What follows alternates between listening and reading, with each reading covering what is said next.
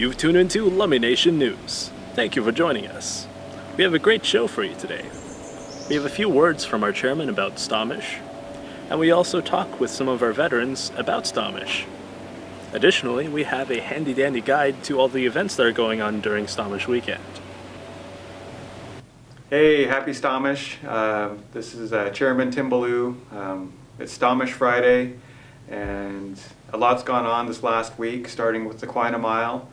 Thanking all the students and all the elders and community members that came out to start off the Stommish week, as well as all the other stuff that community events that we've had. Looking forward to a good weekend of canoe races, Northwest Indian College graduation, bone games, and all the other great community events that makes Stommish what it is.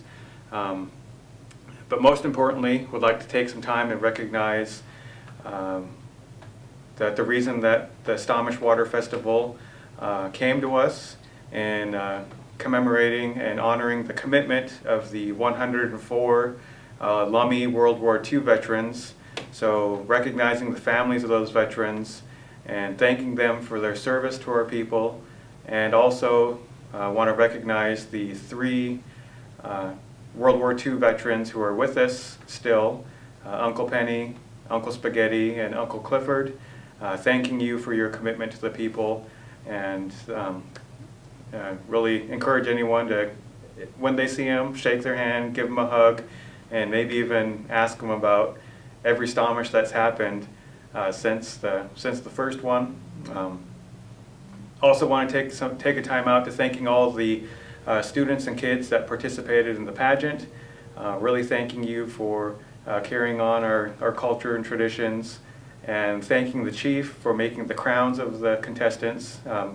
Tribal members may want to take a note that the crowns that the pageant winners are wearing, Chief Salik made them, and if I heard correctly, he's going to be making a crown for every other pageant from here on out. So I think that's a good new practice and good tradition for Stommish to carry out, to have a cedar crown for each of the pageant winners made by the chief. So our hands go out to Chief Salik for helping the people out with that. Thanking all the community members who came out to Family Fun Night last night on Thursday. I do know that there was a large crowd that came out of both Lummi tribal members and community members. It's good that Lummi can host an event that's open to the people. And I do know, I understand the frustration of the lines being a little long. I say, hey, next year we should get a fast pass line, that Lummi tribal members get a fast pass for a ride that they want. Thanking the Kamad squads for making a dinner last night, and a few of the other events this week. To the Queen of Kamads, Elaine Lane, thank you for the service that you provide to the people, and also thanking your staff members, the Kamad squad, for always being there to feed the people and spread the table. It's a big job, and we really appreciate it. We hope everyone has a safe and happy Stommish, and we hope to see you this weekend, ACM. Where the cove is on the west side there of Gooseberry Point is first 3 or 4 Stommishes were held. The World War I veterans and those elders from that generation started Stommish to welcome home the World War II veterans, of which there was 104. 104 went to war, and 101 came back, managed to come back home. 3 were killed in action. So that's really the main reason that Stommish was started, is to welcome home the veterans, the World War II veterans. This year being the 68th Stommish, we have 3 World War II veterans left. Clifford Charles, who's the oldest, he's 92 years old, I believe. Penny Hilaire, he's 91, just turned 91. And Lawrence Spaghetti Tom, who will be 90 years old next month, in about a month or so. I believe this Saturday, the Stommish community will be honoring those veterans with a Pendleton. I'm not sure what their plans are. They said just do my best to try to get all 3 of them down there after the parades. But in a nutshell, that is what Stomach is about, is welcoming home the veterans. Have you ever participated in Stomach, like canoe racing or? For myself, no, I never was a canoe racer. My mom used to follow her around when I was a toddler. She used to take us to all the races. She was stroke or second stroke with the Lady Rose. That women's crew was really probably the top-notch crew we've almost ever had. After I joined the service, my dad and I pulled a lot of canoe and got my younger brothers into it. So I really just enjoyed watching the canoes, especially when there used to be, from 15 to 25 canoes out here racing compared to how it is now. Yeah. Mainly due to the economy, you could say. What war did you serve in? I was a Desert Storm veteran. Oh yeah. Okay. I served from 1984 to 93. So I served over in the Persian Gulf in the Navy. Never went ashore. Is there much difference you see from now and then during Stomach? As far as, I guess, how it's run, I guess. I never really paid attention to it till I started working for the veterans back in 2000. And sadly, what I notice is you got one or two people or the committee trying to keep things together, but you see different. The different entities of Stomach are all divided. You could say you got the fish cuts, you got the hamburger stand, the vendors, the canoe pullers, and sadly, to me, and it's hard to bite my tongue, but it's kind of divided. People want to keep to their own little worlds. You got one or two people from each entity trying to work together with everybody, but still, to me, it's kind of divided. And the last 3 or 4 years, they've really tried to emphasize Saturday as being an honor for the veterans, and I really appreciate that, especially for these elder vets that we got left. Yeah. Especially with what Stomach was about, the World War II veterans. Yeah. Do you have any views on the carnival? It was always there when I was a kid, the carnival, and I'm really glad that they keep it coming back year after year. I know there was a big argument a few years ago about it, but I'm really glad it's still here. And it was always there when I was a kid. It's always been a part of Stomach. Yeah. A lot of kids look forward to it.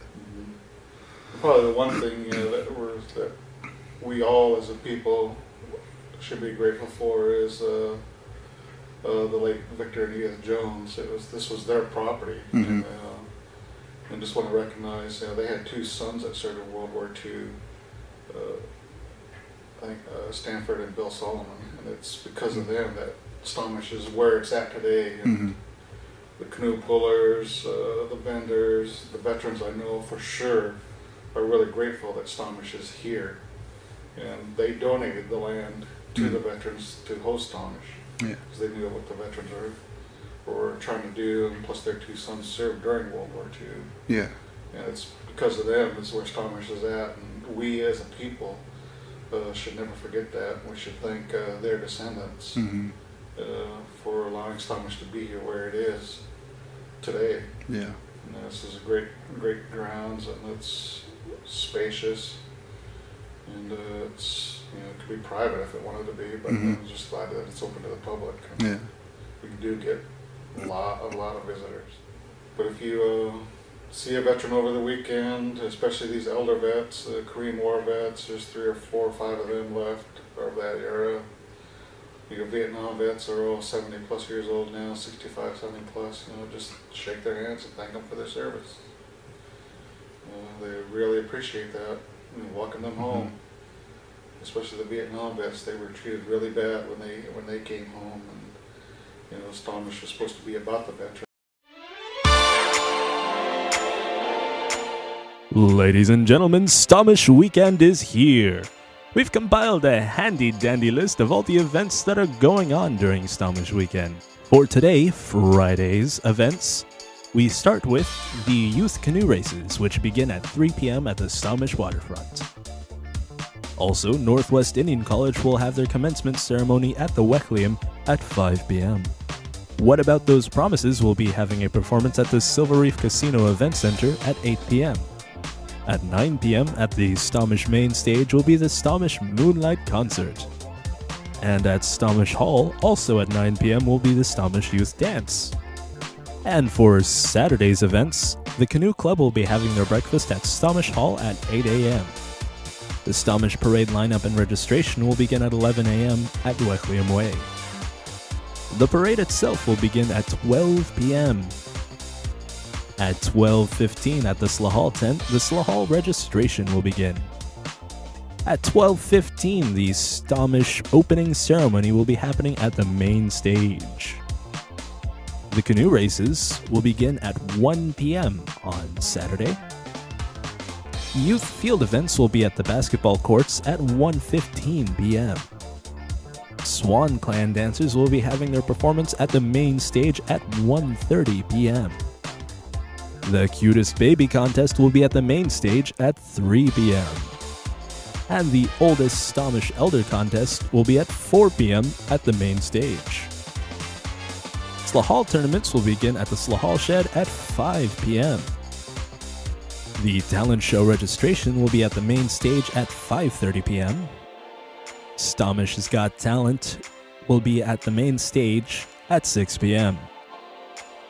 Then there will be another youth dance at the Veterans Hall at 9 p.m. And the Moonlight Concert will be at 10 p.m. at the main stage. There will also be a Spirit of Stomish fireworks show at Stomish Hill at 10:30 p.m.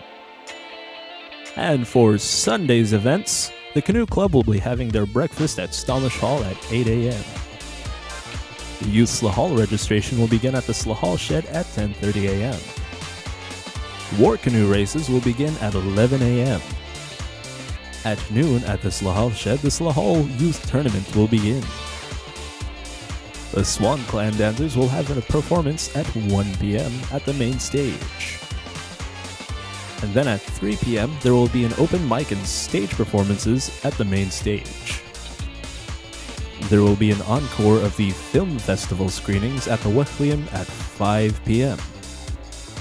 And those are your events that are going on Stomish Weekend.